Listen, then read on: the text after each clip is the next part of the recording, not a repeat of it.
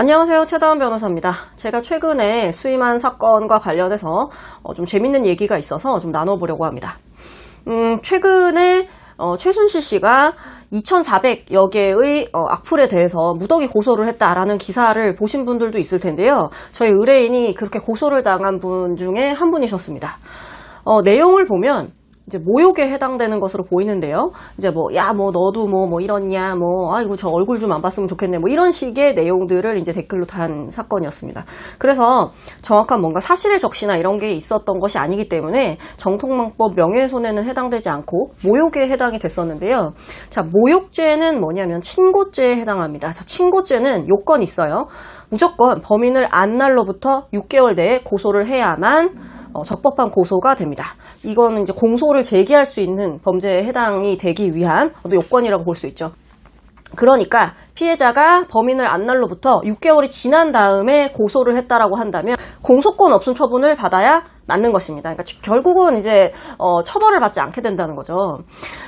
애초에 어떤 워딩으로 모욕으로 고소를 당했습니다라는 말만 들었을 때는 사실 합의를 하고 기소유예 정도를 받으시는 게 좋겠다라고 말씀을 드리고 수임을 했었는데요. 고소장의 내용을 보니까 2017년도, 그 다음에 2018년도에 있었던 내용들을 이제 무더기 고소한 것이었고, 저희 의뢰인의 경우에는 2017년도에 댓글을 단 것이 이제 범죄 행위로 특정이 됐고요. 그러면 지금이 2022년 말이니까 거의 5년보다도 더 지난 5년이 훌쩍 지난 그런 사건을 이제 와서 고소를 한 거라고 볼 수 있습니다. 그러면 과연 피해자인 최순실 씨가 이제서야 알게 된 것이냐, 최근 6개월 내에 이 사실을 알게 돼서 과연 고소를 한 것이냐가 이제 쟁점이 될 수 있겠죠. 그래서 저희가 일단 이거는 형식적인 요건을 결여한 고소다, 공소권 없음 처분이 내려져야 한다라는 의견서를 적었는데요. 그 논거에 대해서 말씀드리려고 합니다. 자, 형사소송법 230조 1항에 이렇게 나와 있어요. 친고죄에 대해서는 범인을 알게 된 날로부터 6월이 경과하면 고소하지 못한다.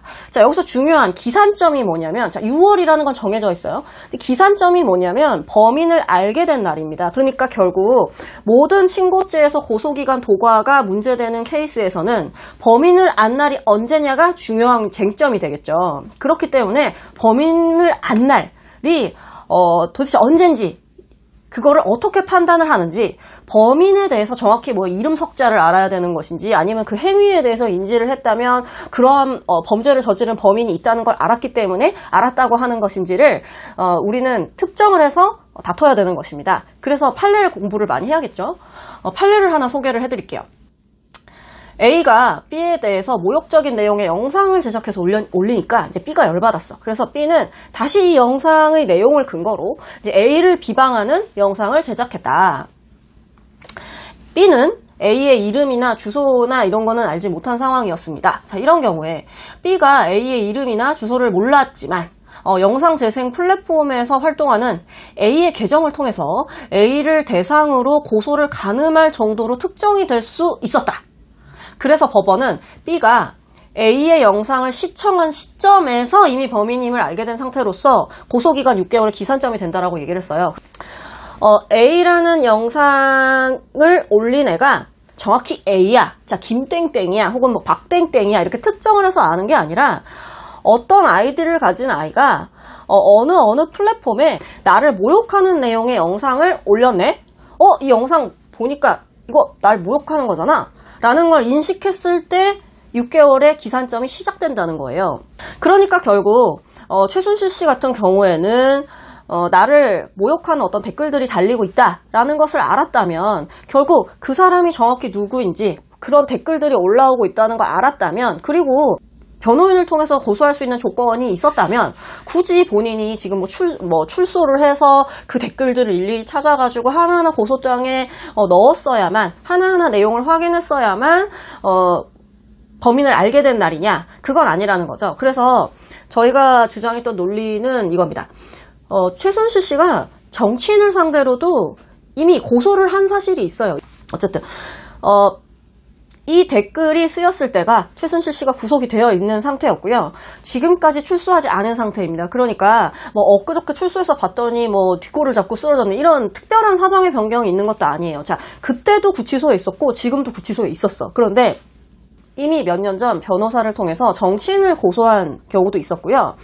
이미 이 사람은 여론이나 어떤 기사의 내용이나 그런 것에 대해서 굉장히 민감하게 반응했다는 그런 정황들이 굉장히 많습니다. 이 사람은 이제 공인이나 마찬가지이기 때문에 기사가 굉장히 많잖아요. 그렇기 때문에 뭐 본인에 대한 뭐 기사나 여론에 대해서 굉장히 뭐 호소하는 뭐 그런 뭐 내용이 있다거나 혹은 뭐 주변 사람들한테 편지를 보내거나 하는 어떤 행위들을 보면서, 그리고 계속 변호사의 도움을 받으면서 일부 정치인에 대한 고소도 진행했던 것으로 비추어 보아서 이 사람은 본인에 대해서 그런 댓글이 달렸다는 걸 이미 알고 있었다라는 주장으로 저희가 공소권 없음 처분이 내려져야 된다는 주장을 1차적으로 했고, 그 다음으로는 어쨌든 그런 행위를 한 것에 대해서는 뭐 인정을 하니까 만약에 수사기관이나 아니면 피해자 측에서 그 앞날에 대해서 정확하게 입증을 한다면, 6개월 내에 고소를 한 게 맞다는 것이 명확하게 입증이 된다면 그거는 뭐 형식적인 요건을 결여한 고소가 아니니까 그때는 뭐 최대한 선처를 받을 수 있도록 그러한 요건에 대한 또 저희 나름의 또 어떤 변론을 추가해서 진술을 했습니다.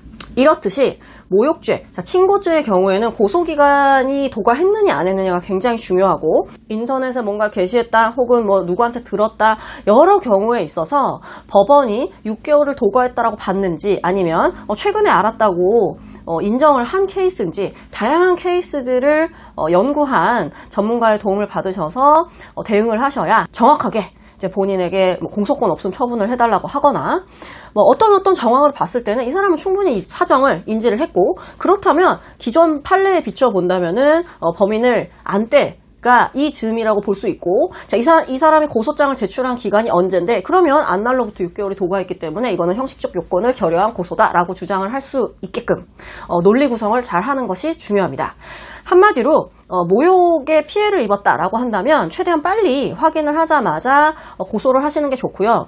만약에 이 행위가 있고 난 다음 6개월이 지나서 내가 이걸 알았어, 혹은 내가 고소를 하려고 하는 시점이 이 사람이 행위를 한 시점보다 6개월 뒤야 라고 한다면 당연히 피의자 입장에서는 이거 6개월 도과해서 이거 형식적 요건을 결여한 고소 아니냐라고 얘기를 할 수 있으니까, 정확히 누구에게 링크를 받았다면 그 링크를 받았던 어떤 날짜 혹은 대화 이런 것을 다 캡처를 해 놓으신다거나, 여러 가지 본인이 언제 알았는지를 정확히 증거를 통해서 입증을 하셔야 유리하다라는 점도 말씀드립니다.